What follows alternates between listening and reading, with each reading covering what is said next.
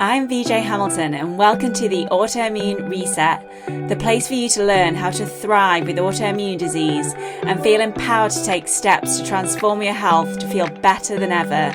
You can start making changes today to improve your health. So with every episode, my mission is to share with you simple ways to up-level your diet and lifestyle with key learnings from my own journey reversing autoimmune disease and inspirational stories from those who have reset their autoimmune symptoms and are now thriving in life. I suffered from autoimmune disease for over 25 years and now I live symptom-free, and I wish the same for you as well. So thank you for being here and sharing this time with me. Now let's get started.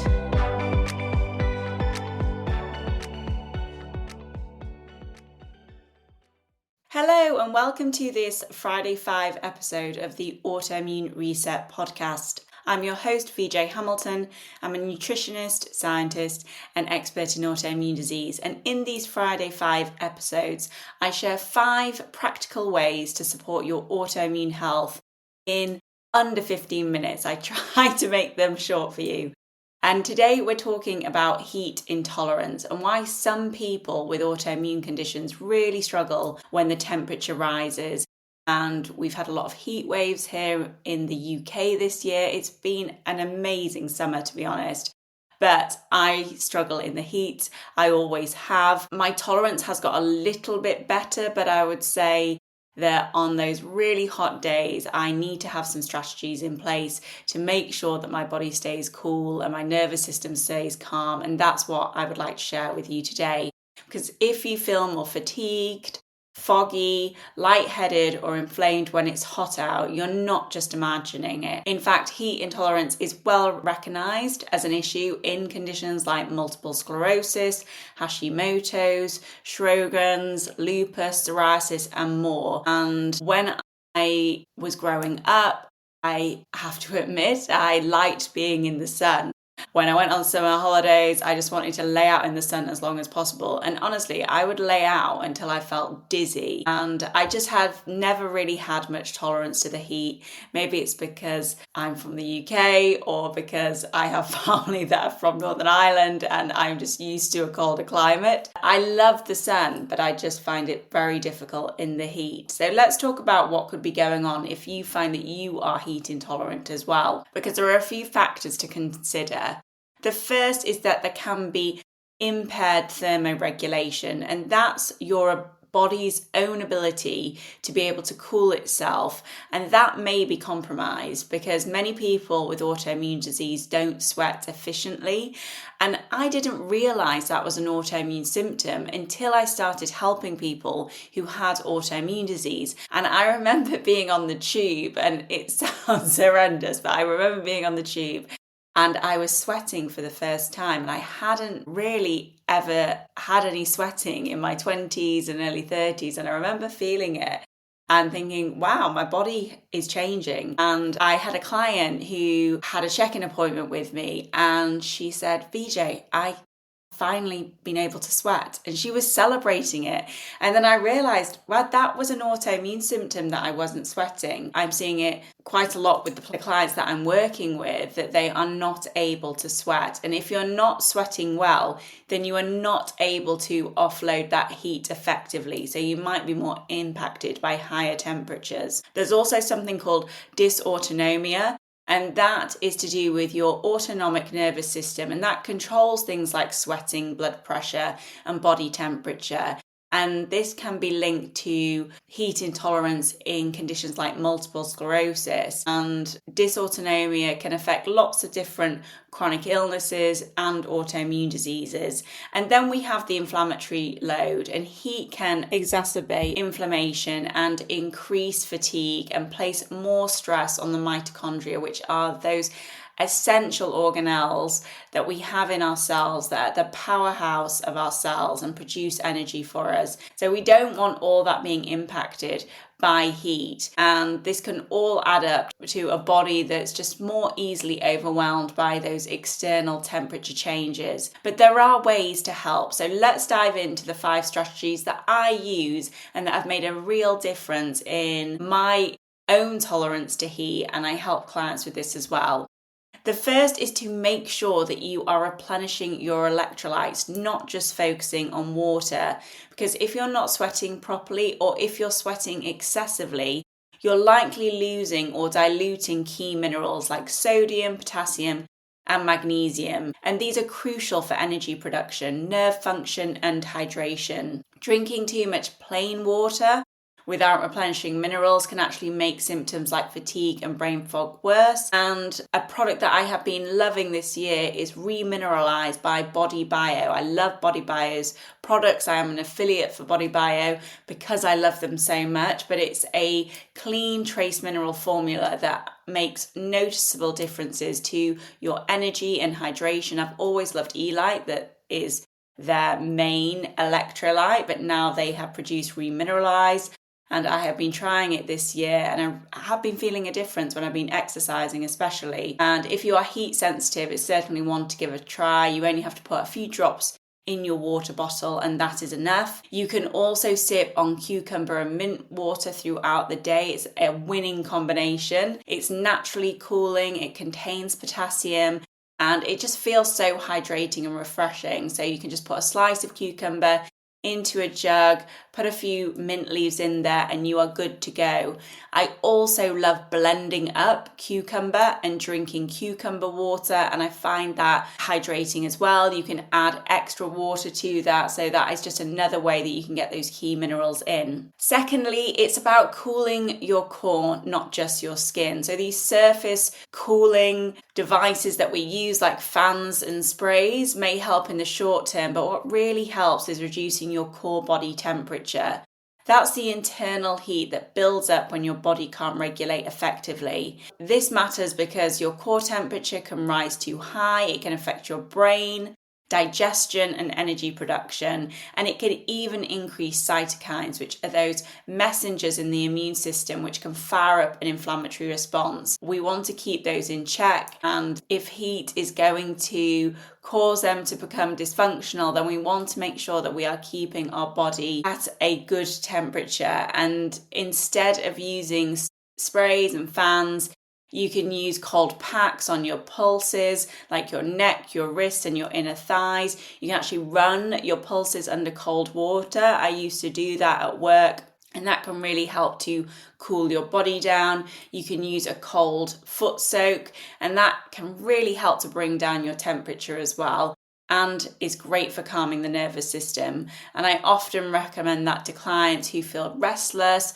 or can't sleep during heat waves. It's just a nice thing to do to bring your body temperature down before going to bed. Next is that you time your activity around the temperature. Check what the temperature is going to be during the daytime, because heat adds stress to your system. And when your body's already working hard to manage inflammation, digestion, and energy, which it ordinarily is doing if you have an autoimmune disease, then even small heat exposure can feel exhausting. So this is what I found helps when you plan your exercise around the coolest part of the day. Often that is in the morning. So if you are looking to do exercise and you're not going to a gym and you're doing it at home or outside, then do it first thing if you can. Rest or work indoors during the hottest part of the day, which is usually between around 1 and 4 p.m.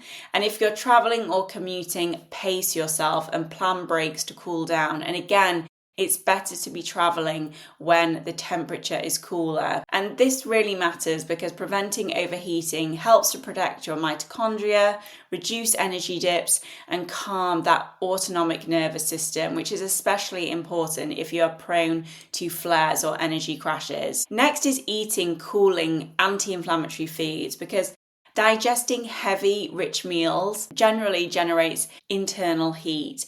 And if your system is already inflamed, your body may struggle even more in hot weather. Cooling foods are typically high in water, they're low in inflammatory compounds, and for the most part are easy to digest. So think of it as reducing your body's metabolic fire. And some of my favorites are cucumber, celery, and watermelon.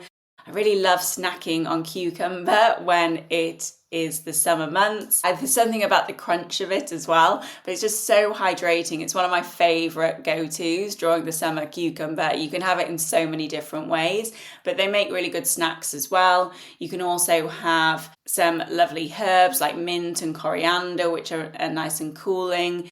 Adding lemon zest and lemon to your food, and courgette is lovely when you have it raw. You can have it in salads. And then adding like proteins like fish or chicken. And you can even go so far as to make cold soups. You could have chilled cucumber and avocado soup. You can have a cold tomato and pepper soup, or even a light courgette and basil blend. These are lovely to have cold, and they are hydrating, nutrient rich, and don't add to your body's heat load. And you can also bring in herbal infusions like iced fennel or hibiscus tea. It's really lovely to have cold as well. And then if you are going for matcha or drinks that you would normally have as hot, you can have them as cold, like matcha latte with almond milk is a lovely little treat to have when it gets cold outside. One of my favorite things to do on a hot day is to go into my freezer. I have lots of frozen berries in there, so I'll just take out a handful of berries. I'll blitz those with some fresh mint and some water, and then you have an instant antioxidant rich cooler that you can drink. It's delicious. Before we move on to my final tip, I just wanted to clear up something, because you may have heard that having a hot drink is actually a really good way to cool yourself down. And there is some truth to it, but here's how it works. A warm drink triggers your body's sweating response, and if that sweat evaporates efficiently, it can lower your core temperature more than the heat you gain from the drink. So that's the science behind it. But in humid weather, or if you have a reduced sweat function, which we know can happen in autoimmune conditions like Sjogren's, MS, or those with dysautonomia, then that cooling mechanism won't work as well. And in those cases, you are better off sticking with a cool drink or a drink at room temperature. And lastly, supporting your nervous system is absolutely key. Heat stress can trigger that sympathetic dominance, so when you're in that fight or flight mode, which can make your body feel even more wired, anxious and exhausted. And I know when we had a heat wave here, I think it was a couple of years ago now, and the temperature was about 37 degrees Celsius. It was very hot for here, and we don't have air conditioning. And I just couldn't even think for those couple of days. I just felt so stressed. My body felt stressed. It's just a very strange feeling. You just don't feel quite right. And it's just because your body is under immense pressure trying to cool yourself down. And when you have an autoimmune condition or a chronic illness, it already has a lot to do. And this is just putting an extra burden on it. And when the nervous system is stuck in that state, your vagal tone drops. I've talked a lot on the podcast about vagal tone and how important it is. Your digestion slows down, so it can affect digestion as well. And your body will just stay in that stress loop. So there are a couple of things that you can do to help. Deep breathing, especially box breathing or doing alternative nostril breathing, can help to calm down the nervous system. You can do some humming or singing, and that can stimulate your vagus nerve through your vocal cords. Cold exposure, like splashing cold water on your face and neck, can help with your vagal tone. And real rest, when you allow your system to downregulate and calm down, goes a long way when there's a lot of heat. If there is going to be an incredibly hot day, I would recommend clearing your diary, making sure that you don't have too much to do, just so that you can rest, because as I say, your body is under immense pressure. And I have spoken about it before on the podcast, but one tool that I have been finding so effective in bringing my stress response down and helping to regulate my nervous system is the NeuroSim device, which is a vagus nerve stimulator.